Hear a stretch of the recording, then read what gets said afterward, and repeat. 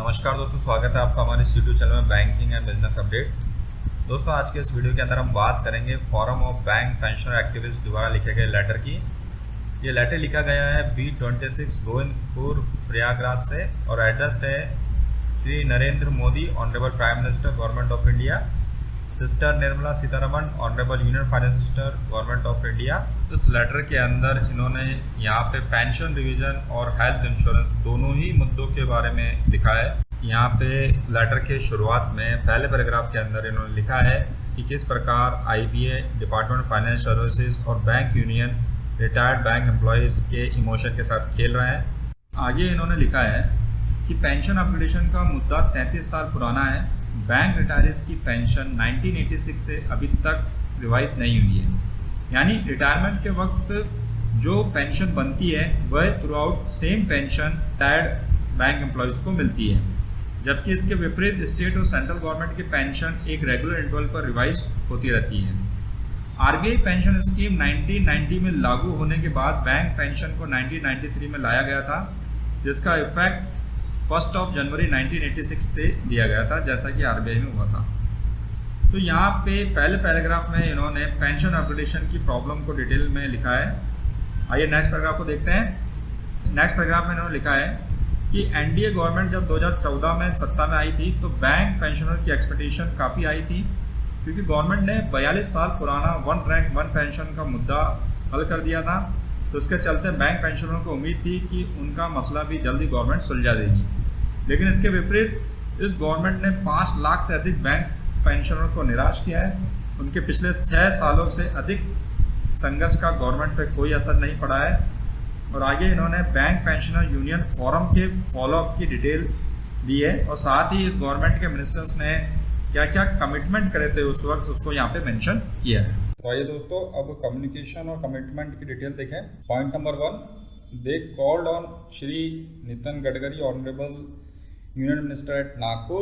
He heard patiently and assured to talk to then Finance Minister Shri Jaitley ji. Point number 2, they called on Shrimati Sumitra Mahajan, Taiji, former Lok Sabha Speaker at Indore, appraised her their plights. She heard patiently and assured to speak to then Finance Minister late Shri Arun Jaitley ji. A delegation has met with Dr. Harshvardhan.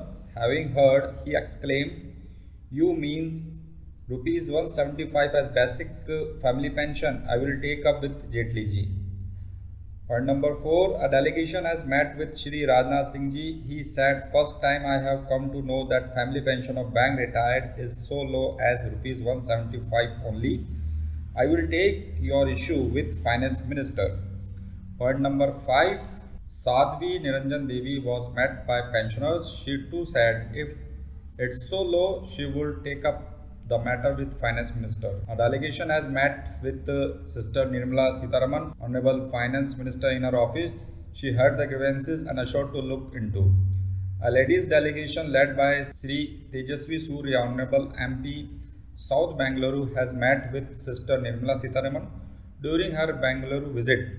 She heard delegation views. Then Finance Secretary Shri Rajiv Kumar was also present. She assured the delegation to look into the issue. Meeting lasted for 20 minutes.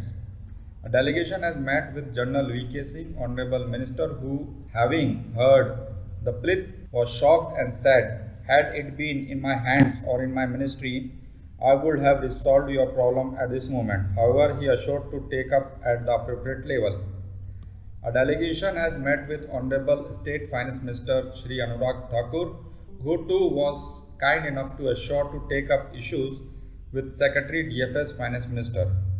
Shri Tejasvi Surya raised pensioners issue in Parliament through Star Question 159. Another honorable member of Parliament of Andhra Pradesh raised a question in Parliament.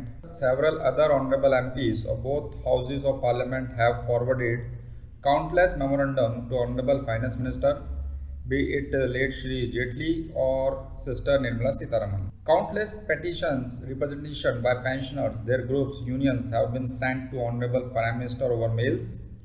From December 20, 2019 to 20th January 2020, month-long, thousands of postcards have been sent every day to Honorable Prime Minister by individual pensioners pension revision health insurance.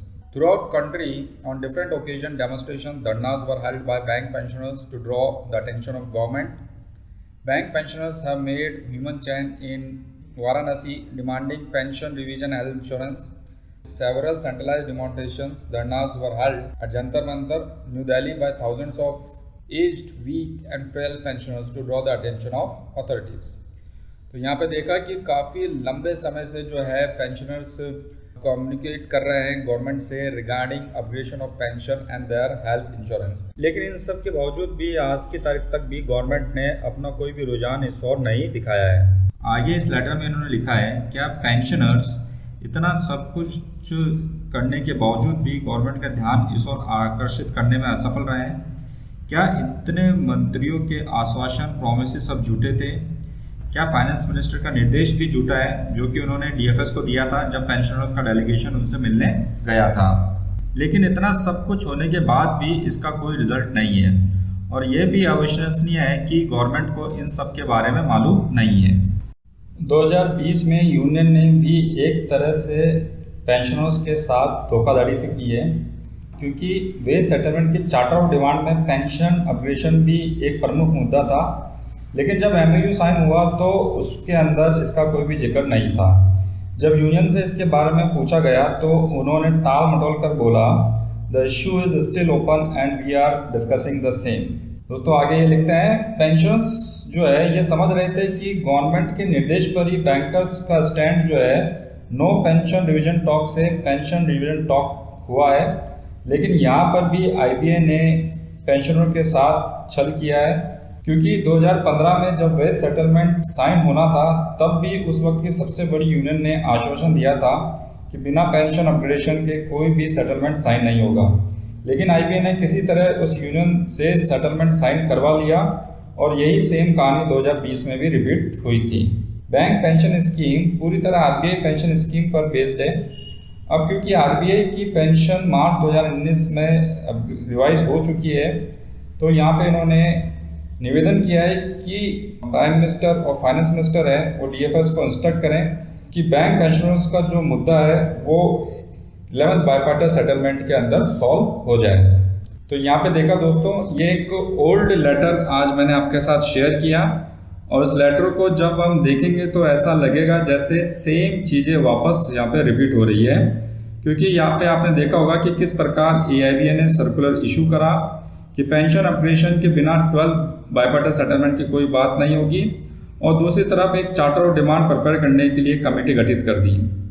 खैर दोस्तों, ये तो आने वाला वक्त ही बताएगा कि इस बार बैंक पेंशनर का जो मुद्दा है वो सॉल्व हो पाएगा या नहीं हो पाएगा। हम हमारे यूट्यूब चैनल पर इसी तरीके की इन्फॉर्मेशन पोस्ट करते हैं। अगर आप भी इसी तरीके की इन्फॉर्मेशन से जुड़े रहना चाहते हैं तो आज ही हमारा यूट्यूब चैनल सब्सक्राइब करें।